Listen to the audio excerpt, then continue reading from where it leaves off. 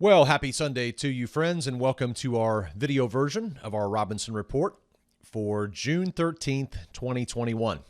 We are in the middle of June here, and we are really seeing quite a bit of activity going on across the markets. Let's just dive right into today's report, and we'll talk about what we're seeing right now. Lots of takeaways today. First of all, remember you're trading and investing at your own risk. I am not an investment advisor. I'm an individual investor and trader, and I share research tools and commentary for educational and informational purposes only. You should never conflate or confuse followthemoney.com as your financial advisor. You should seek out professional investment advice. You should always talk to a trusted investment professional before you make any investment decisions. So our latest podcast episode, Bitcoin is now legal tender. We've been getting lots of feedback from you. I appreciate the feedback on the podcast. This is a really big deal in the world of economics to see a nation actually adopt a cryptocurrency or a digital currency, if you will, as legal tender, meaning that businesses in the country of El Salvador, if you haven't heard the news or listened to the podcast, El Salvador has adopted Bitcoin, passed a law that requires businesses to receive or to accept Bitcoin just as they do the U.S. dollar. Now, El Salvador is one of many South American or Central American countries that have, that use the dollar, that have pegged their currency to the dollar or actually just tossed aside their own currency and began using the dollar, which El Salvador did back in 2001. And the dollar has been suffering, right? It's been suffering in recent months because of all of the COVID-related fiscal stimulus and the monetary stimulus, which has really debauched the United States dollar down 6 or 7% over the last 12 months or so. And this directly impacts purchasing power. Well, there's many other reasons why El Salvador has adopted Bitcoin as its, for legal tender. But you can learn much more in this podcast. And as I had stated in this podcast, it did not take the IMF long to issue a statement. There was a spokesman for the International Monetary Fund after hearing about what had happened in El Salvador. Here's the statement, quote, "Adoption of Bitcoin as legal tender raises a number of macroeconomic, financial, and legal issues that require very careful analysis." So the IMF is undoubtedly going to be really scrutinizing this move by El Salvador. And there are already other countries right behind El Salvador that are considering this same exact move. Panama, Paraguay, the Bahamas, several other places.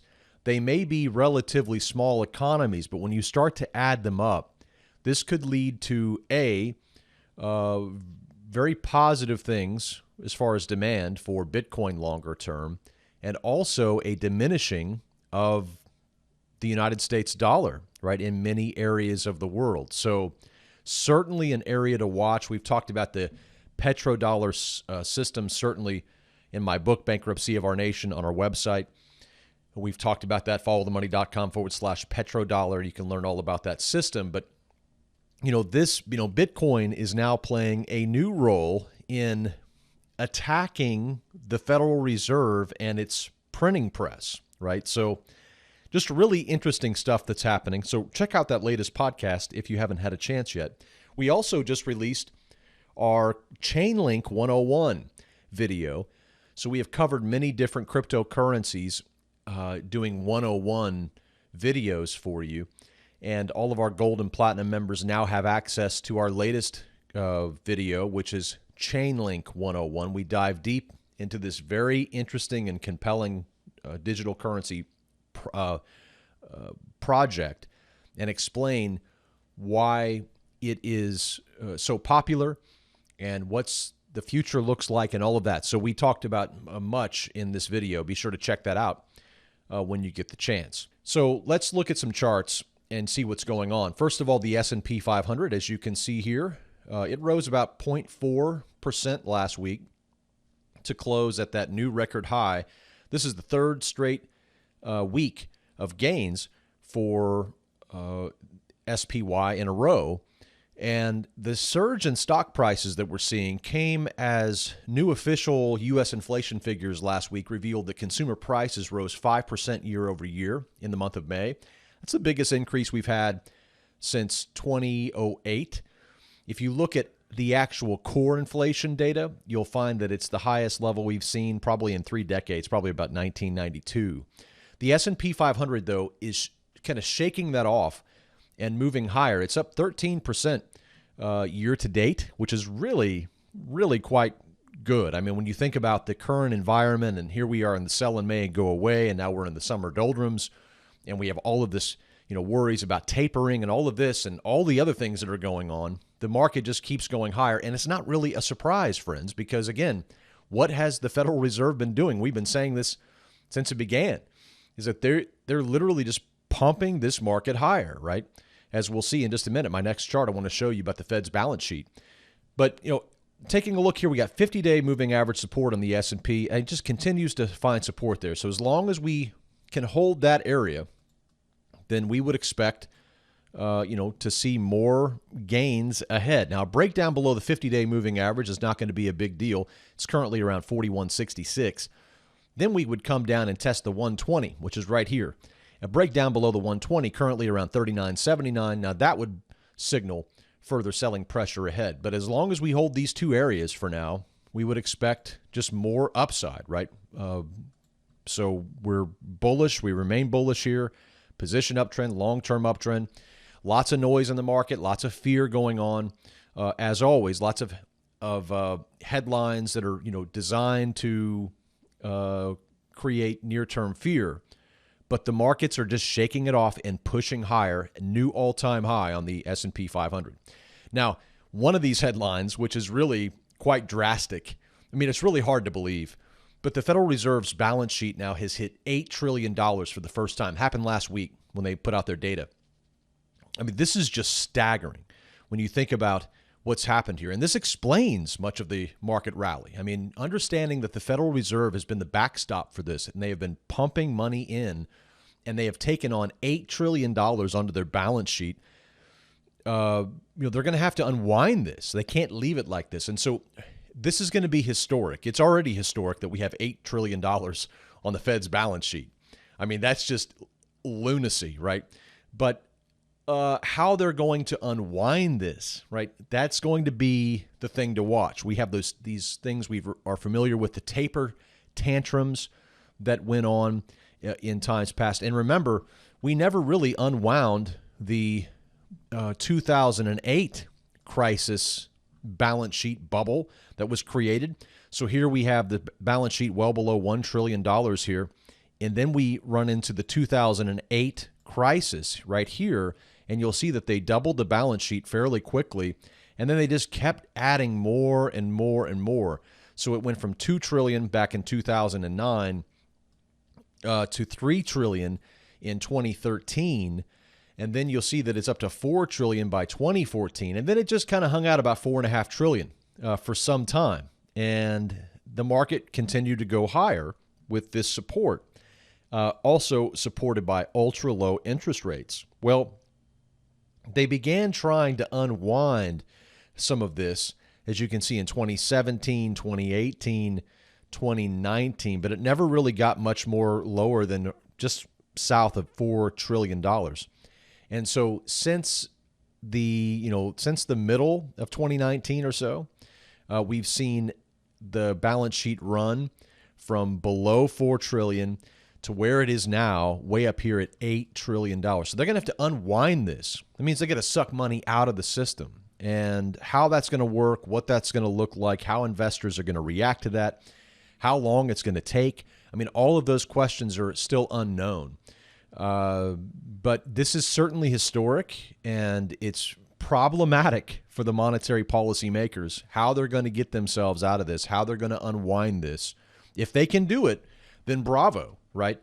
I mean, certainly bravo. They certainly pumped up this market and insulated investors from any kind of economic reality, over the last year or two as we faced these declining, selling pressures in the market that would normally have crushed the markets and crushed asset prices. The Fed was able to prop them up. So, bravo to them for being able to insulate investors from economic reality for this long. But how they're going to be able to unwind it, that's a whole nother story. So if they succeed at that, then great. But how they're going to succeed at that, that's the million-dollar question. So we'll continue to monitor that balance sheet as we have been for years. What a nightmare to have this much, unbelievable amount of money on the Fed's balance sheet. It just means that they're going to have to unwind it at some point. We'll just have to continue to watch. Here's that Nasdaq 100 ETF that I was talking about, and as you'll see, we're just now trading right below a new all-time high. Let's see what happens as we head into next week. We got a nice 1.7% rally last week. I like to be long with trading exposure above 300 here on QQQ. I own QQQ. As you can see here, my disclosure, I'm long QQQ for the long haul. It's underperformed the S&P 500 and the Dow so far year to date, but that's mainly been due to the underperformance of tech, right, and that growth value rotation that we were talking about that happened pretty much throughout since the beginning of this year. But that may be changing. We even talked about that on our last coaching call. We had a great question come in about that, and I addressed it, that we don't expect this rotation into value to last nearly as long as some people might think. We actually think the growth is going to probably re-accelerate here, and that's what we're seeing. We'll see how long it lasts. It may not last very long, but right now we're seeing some strength. Anyway, $300 is really the line in the sand for me on for trading. So above 300, I like to be long with some extra exposure, maybe using TQQQ or QLD to get extra exposure. And then if we're down below 300, then I would probably be looking at some short exposure as a way to hedge against further downside, right? So who knows what's going to happen in the future. But trading around our core position in QQQ is something we like to do. The Dow also trading below its all-time high, but again within a hair's breadth here of moving back into a new into a new rally here. We did see some general weakness in the Dow last week, unlike the S&P. Here's that China chart that I was talking to you about, GXC. This is the S&P China ETF. I like this ETF for tracking China because it really gives broad exposure, and it's not too heavily weighted in certain tech sectors, something like KWeb or which I own, or some of these other tech-heavy kinds of China ETFs. Instead, it's pretty broad, so it gives you a pretty good overall view of what's happening. Well, we had a 200-day moving average breakout in late May, and since that time, we've been holding that and the 50-day moving average. So last week, President Joe Biden signed an order amending a ban on U.S. investment in Chinese companies that was begun under his predecessor, and it names 59 firms with ties to or alleged ties to China's military or its surveillance industry. So that executive order bans Americans from investing in these 59 stocks and comes into effect August the 2nd, I believe. Yeah, it is August the 2nd. So we're going to certainly expect retaliation from Beijing here. This is a tit-for-tat kind of thing that's going on. The Senate also passed, I believe it was last week, or if not, it was the week before, a broad package that is going to give data to U.S. companies, personal data for you and I. It's going to unlock that government data to allow tech companies to be able to compete with China in the artificial intelligence space. China is way ahead of the game when it comes to artificial intelligence, drone technology, and even in some sensitive military technologies.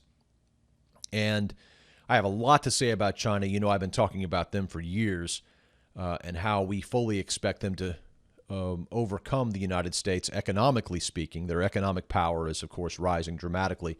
The U.S. is just a little $2 short and a day late here, not fully realizing what has happened. They have enabled China's rise for decades, and now they're trying to put the brakes on it. It's unlikely to succeed what they're doing now. We'll just continue to watch. But overall, as we stated, GXC holding its ground here. Physical gold up about 3.2% since we called the last uptrend back on May 7th. So it's been, about 5 weeks now. The yellow metal consolidating just below the $1,900 level.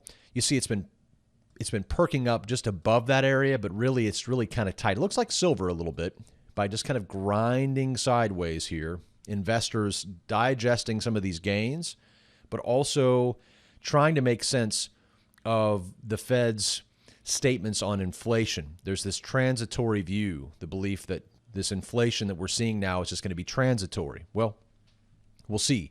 We'll continue to watch and monitor that. But overall, gold settled below 1,900 at about 1879 on Friday. And a failure to close above $1,900 again next week. If we continue to butt up against this area, it may just build some momentum for a further breakout, or it could signal some near-term downside pressure. So we'll just continue to monitor that. Gold down about 0.6% last week, but it continues to hold key support at the 200-day moving average, currently around 1850-ish. So there's an update on gold. Silver, this chart is fairly compelling. So physical silver charts close the week with nearly a 1% gain. The metal remains locked in an uptrend, and you can see the real interesting consolidation that's happening here on the chart. Right here, clearly where the green zone is here. And we're holding this 30-day moving average, which has been an important area for silver, going back for some time. Right here was the breakout. And now we're touching and holding that area. Here's the 200-day moving average. So, we have a lot of broad consolidation happening between, say 28 or the $30 level and the $23 level on the downside. That's really the key area where silver has been bobbing back and forth. But right now you can see that it's skidding right along this just below 2850. It's not exactly 2850, but that's the nearest round number, if you will, that we're noticing here. And this is the area that it's probing. So a breakout and a close above this area could signal more upside. This, last time we were above that, we went to 30 before rejecting that area. So this is fairly hopeful for silver investors. We'll watch for a 2850 breakout, and then that could, be a sign of more acceleration for silver prices. You got several factors driving the current uptrend in silver. You've got rising inflation. That, of course, is positive for silver. You have low interest rates, which, again, that's good for silver. You have growing renewable energy demand, which is also very bullish for silver. And you have big infrastructure spending plans, right, which we'll see what Washington can come up with there. But, the inputs needed for infrastructure spending are including all of these different basic materials, which includes silver. So we're watching the 200-day moving average and that 30-day moving average on silver here. Let's watch 2850 next week.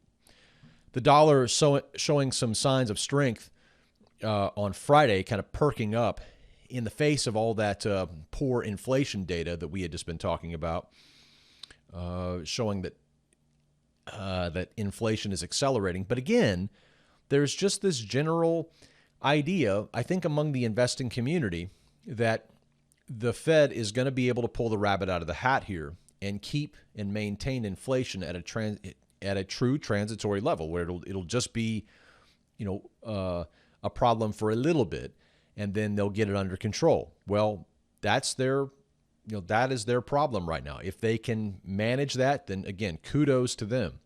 But knowing whether they will or not, it's difficult to know. So the dollar again just remains down here in the in a bad place, and we'll look at the currency rankings in just a minute. Finally, U.S. crude oil has really just been doing well. So DBO, as I mentioned, is the ETF we use to track West Texas Intermediate crude oil here in the United States, the U.S. crude oil ETF.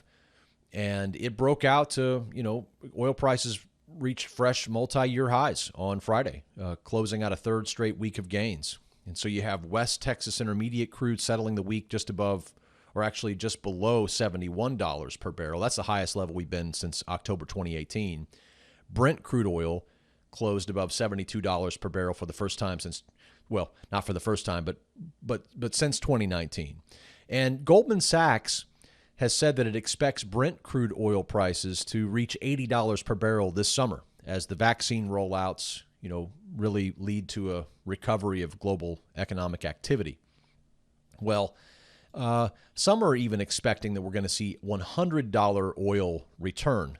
I am probably not in that camp. I don't necessarily think we're going to see that. If you look at a longer-term chart of oil, I don't have one here, but if you look at a longer-term chart of oil, you'll see that we've been setting lower highs since the peak back in, I want to say, 2008. And so, it's possible we could get back to 100. I'm not saying it's impossible, but it does seem like we are locked more in a overall downtrend longer term for oil prices.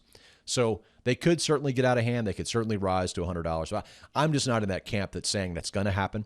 I would probably see us hit maybe 80, maybe even 90. But getting back to 3 digits, I just don't see that, in the near term or anytime even this year. But it could happen. And of course, all kinds of things could happen that could lead to that, like a war or fears of supply constraints in the Middle East. Who knows what could happen? And so never say never. And finally, let's dive into some cryptocurrency charts and comments. I want to make just a few comments here about what's happening. First of all, as you know, our extreme value zone chart update, we've done this for a few weeks in a row. Just reminding you of our cryptocurrency investing approach. Many people, again, when they view cryptocurrencies, they think it's all or nothing. They think, well, I don't want to get involved in cryptocurrencies because I'm invested in stocks, or well, you can invest in stocks and cryptocurrencies. The way we do it is we just limit our cryptocurrency investing to 5% of investable assets. So 5 cents out of every investable dollar we put into cryptocurrencies, right? And then we increase those purchases whenever one of our favorite crypto projects falls into the extreme value zone, which we define as a 60 to 80% price discount from the previous all-time high. Otherwise, we're just dollar cost averaging in to our favorite projects when they're trading above that extreme value zone. So let's just take a look at a few charts here in conclusion. First of all, we have Bitcoin up 26% year to date. You would think it was down, 1,000% this year based upon the breathless media, and it has been a wild ride, up and down, but we're still holding a nice gain here at 36,942 as of this print. Now, our extreme value zone would be down below 25,000. Are we going to get down there? I don't think so. I personally don't think so. I'd like to see that personally as a long-term investor. Bring it down to 1,000 for me. I'd like to back up the truck, but I don't think that's going to happen. So, but we could, never say never, as I stated. Now, we do have something that's coming up, Taproot, which I have a write-up on that coming in your daily digest, your email that's coming out Sunday evening, which is today. And that's scheduled for November. That's expected to enhance Bitcoin smart contract capabilities and to boost privacy and all of that. So that's a new protocol update. It's a soft fork. It's not a hard fork. And that's due out in November. That's a really interesting time for this to happen. If you look at the charts of what happens to Bitcoin's prices oftentimes in November and December historically, that's an interesting time. So this activation of this new improvement or upgrade to Bitcoin's protocol called Taproot, that's going to be somewhat interesting. So we're watching that, and we have a write-up on that, as I mentioned. Just check your email on Sunday evening, and you'll see what we have to say about Taproot and what that is all about. But again, 25.2 on the top side, 12.6 would be that 60 to 80% decline, or that window where we would consider that to be an extreme value on Bitcoin. You can learn more about Bitcoin on our website. Our cryptocurrency portfolio page has loads of videos that you can learn all about cryptocurrency investing. So Ethereum here, you can see a 43% decrease from its $4,200 peak back in May. Ethereum is still trading well above our extreme value zone. It would have to get down to 1680 for us to really get, pretty excited and start doubling or tripling or even quadrupling our dollar cost averaging. Right now, we just continue to dollar cost average above, when it's above that zone. So we like the pullback here for sure. ETH 2.0, scheduled for sometime in 2022. It's always this moving target. It's going to be a tough thing, but we remain very bullish on Ethereum for the long term. Up 222%, by the way, year to date. That's not too bad. You can learn more about Ethereum on our cryptocurrency portfolio webpage. Just click on the videos tab and see all the videos we have. Cardano, one of our favorite cryptos for the long term. We've been in it for a very long time. Cardano, by the way, is implementing smart contract functionality. The team has projected a potentially a late July or early August launch of the Alonzo mainnet update. So that's going to be a big deal. Cardano, by the way, already announcing that Alonzo is now running smart contracts. So they already have that capability installed, if you will, updated. The testnet came out just a couple of weeks ago, but they're expecting a lot more here ahead. So a lot of excitement around the Alonzo update, and we'll continue to monitor that. But just from a price perspective here, at $1.45 as of this chart, we're up 705% year to date. So we've had a really nice run, far exceeding our expectations so far. But the pullback has not brought us down into that extreme value zone. We remain long Ada for the long term, 92 cents to 46 cents. Well, that would be a ideal time for us to add to this project, but we don't see that currently. Maybe we'll get a nicer pullback than what we've already had. Trading at about a 37% discount from the peak. You can learn more about Cardano again on our cryptocurrency portfolio page. And then finally, Chainlink. Chainlink hitting that $52 peak back in May. It's trading at almost 60% off of that high. So, we're almost right there in the zone. I mean, we're at 21.16 as of this print, which is just above the 2080 60% discount range where the window begins, all the way down to 1040. So in this range, we will double up, at least double up on our dollar cost averaging. We had a chance to do that back in May last month when it dipped right down here. And boy, we jumped on that opportunity to add to Chainlink. It's back down here again, and we like Chainlink in this zone. I tell you what, for the long term. So Chainlink, has had a really great run since its original launch on the mainnet, which, by the way, in the month of May last month, Chainlink celebrated its 2-year mainnet anniversary. So it's been around, it's been around longer than that, but actually being on its own mainnet for 2 years.